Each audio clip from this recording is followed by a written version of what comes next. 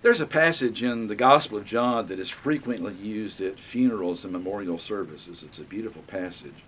And yet, in those settings, it is rarely explained as to why Jesus says that and what it actually means.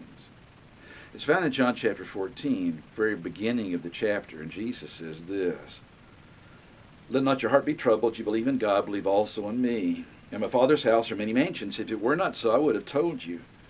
I go to prepare a place for you, and if I go and prepare a place for you, I will come again and receive you to myself, that where I am, there you may be also. And where I go, you know, and the way you know."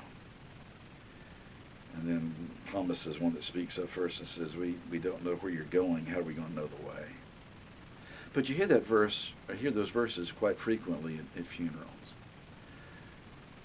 When's the last time you heard it explained as to why their heart was troubled in the first place?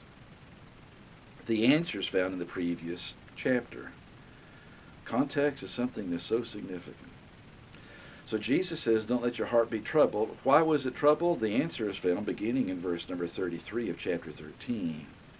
Jesus says, "Little children, I shall be with you a little while longer.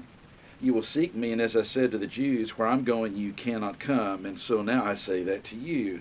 A new commandment I give to you, that you love one another, as I loved you, that you also love one another. By this all will know that you're my disciples, if you have love for one another." Have you noticed that sometimes religiously minded people who claim to love Jesus really don't have that much love for one another?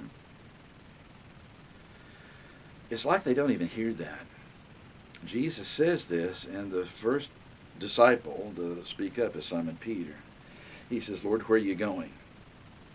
Jesus answered, "Where I am going you cannot follow me now, but you shall follow me afterward." Simon Peter says to him, "Lord, why can I not follow you now? I will lay down my life for your sake. Do not leave me behind." Let not your heart be troubled. Why are they upset? Because Jesus says, I'm only going to be here a little while longer. So if you're going to be leaving somebody behind, if you're going on a long journey, or it is a terminal situation and you're no longer going to be physically alive, what kind of information do you leave with those around you, people that you love? What did Jesus say? I want you to love each other.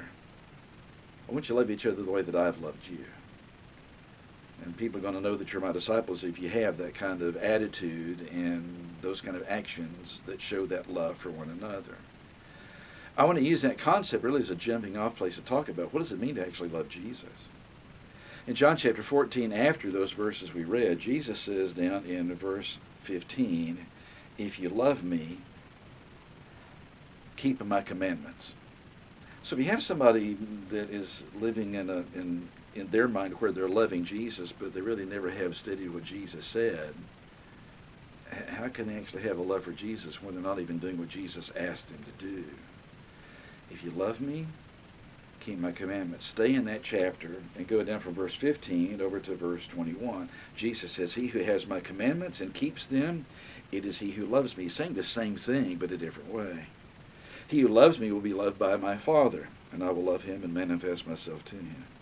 Verse 23, Jesus said, "If anyone loves me, he will keep my word, and my Father will love him. We will come to him and make our home with him." Verse 24, "He who does not love me does not keep my words. And the word which you hear is not mine, but the Father's word who sent me." If you love me, keep my commandments. If you love me, follow my words. Chapter 15 of John, verse number 12. "This is my commandment, that you love one another as I've loved you." He's stating what he said back in chapter 13. Verse 13 of chapter 15, "Greater love has no one than this, than to lay down one's life for his friends." Now, what does that actually mean? Well, there's another phrase that's found in this chapter, John chapter 15. If I love Jesus, he's already said I'm going to follow his words, I'm going to keep his commandments. What does that mean? In chapter 15, in verse 4, "Abide in me, and I in you." Verse number 5, "I am the vine, you are the branches. He who abides in me, and I in him, bears much fruit." Verse 6, if anyone does not abide in me, he's cast out as a branch and withered. Verse number 7, if you abide in me and my words abide in you, you shall ask what you desire and it shall be done. Verse number 8, by this my Father is glorified that you bear much fruit, and so you shall be my disciples. What's involved in loving Jesus? Following what he says, not picking and choosing. And recognizing that it's significant that I take a look at the context in which those statements of Jesus are found.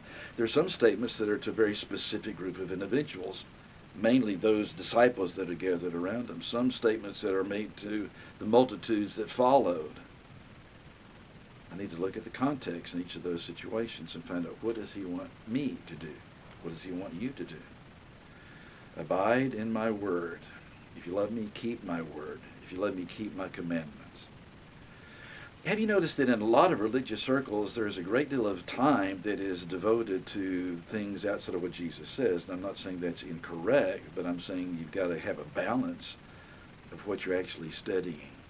If I just focus on what Paul wrote to Christians, or just focus upon what Luke recorded in his writings, or what Peter wrote, or what John wrote in 1st, 2nd, or 3rd John, and I miss what Jesus says, then I miss how they expound on it. I miss those principles to begin with.